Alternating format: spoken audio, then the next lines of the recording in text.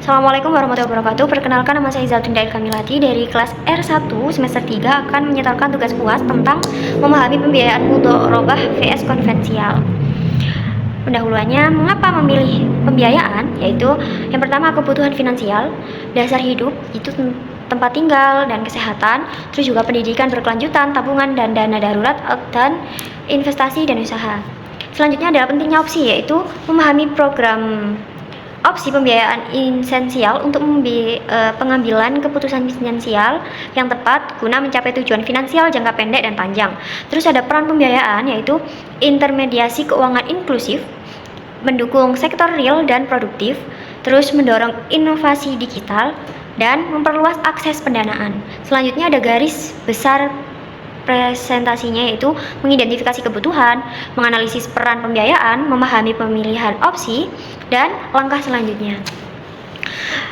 Terus ada pembiayaan konvensial atau prinsip dan mekanisme. Definisi dan kriteristik utamanya itu pembiayaan konvensial adalah tindakan penyaluran dana oleh lembaga keuangan kepada masyarakat. Terus sistem bunganya itu imbal hasil utama dalam pembiayaan konvensial adalah bunga sebagai kompensasinya. Jenis-jenis produk konvensional yaitu ada kredit konsumsi, kredit modal kerja, kredit investasi, pinjaman multiguna. Terus juga ada suku bunga atau jantung pembiayaan, yaitu bunga merupakan imbal jasa atas penggunaan modal pinjaman sebagai kompensasi utama pemberi pinjaman. Terus ada resiko dan keuntungan bagi bank, yaitu resiko utama meliputi gagal bayar dan fluktuasi suku bunga, terus keuntungan dari selisih bunga. Selanjutnya yaitu ada pembiayaan mudharabah, yaitu prinsip syariah dan kemitraan. Definisinya yaitu akad kerja sama antara pemilik modal dan pengelola modal untuk usaha, terus dilandasi prinsip keadilan, kebersamaan, dan kejujuran. Terus ada akad kerjasama yaitu prinsip bagi hasil atau profit, yaitu pembagian laba berdasarkan nisbah. Terus ada hasil bergantung pada kinerja usaha yang real, terus kerugian finansial ditanggung pemilik modal.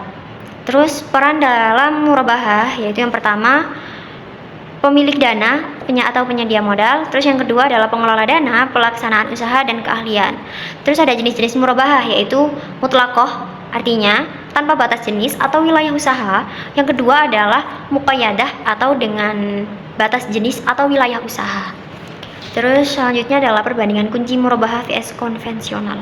Konsep dasar hukum dan filosofi murabahah itu UU nomor 21 2008, perbankan syariah berbasis syariah bagi hasil adil tanpa riba. Sedangkan konvensional itu UU nomor 10 1998, perbankan berbasis hukum positif, profit, bunga sebagai kompensial. Terus juga mekanisme keuntungan. Murabahah itu bagi hasil profit sharing sesuai nisbah keuntungan dari usaha real. Sedangkan konvensial itu bunga interest ditetapkan di muka dihitung dari pokok pinjaman. Keunggulan pembiayaan murabahah yaitu keadilan dan kesetaraan, prinsip syariah, menghindari riba, dan praktik keuangan yang tidak adil.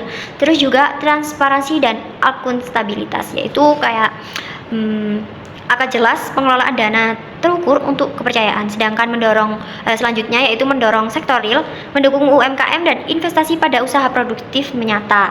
Terus juga berbagi resiko dan keuntungan, yaitu distribusi hasil usaha yang adil di antara pemilik modal dan pengelola. Terus juga ada kemitraan jangka panjang, yaitu membangun hubungan kolaboratif berdasarkan kepercayaan bersama.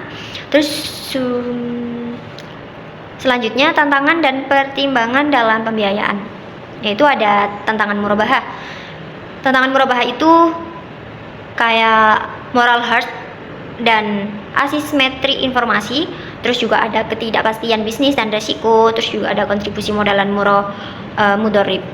Terus juga ada regulasi dan lingkungan bisnis, yaitu kayak kepatuhan POJK 46 2024, terus juga ada ekosistem sektor keuangan atau UU, terus ada PBI. Terus juga ada lagi hukum dan kontrak, yaitu klausul pembagian untung atau rugi, mitigasi resiko dan terperinci, kesesuaian dengan perundangan. Terus juga ada edukasi masyarakat, yaitu literasi keuangan produk, penyuluhan manfaat dan resiko, transparansi informasi. Terus pilihan tepat sesuai dengan kebutuhan, evaluasi produk, pembiayaan, keputusan berdasarkan informasi.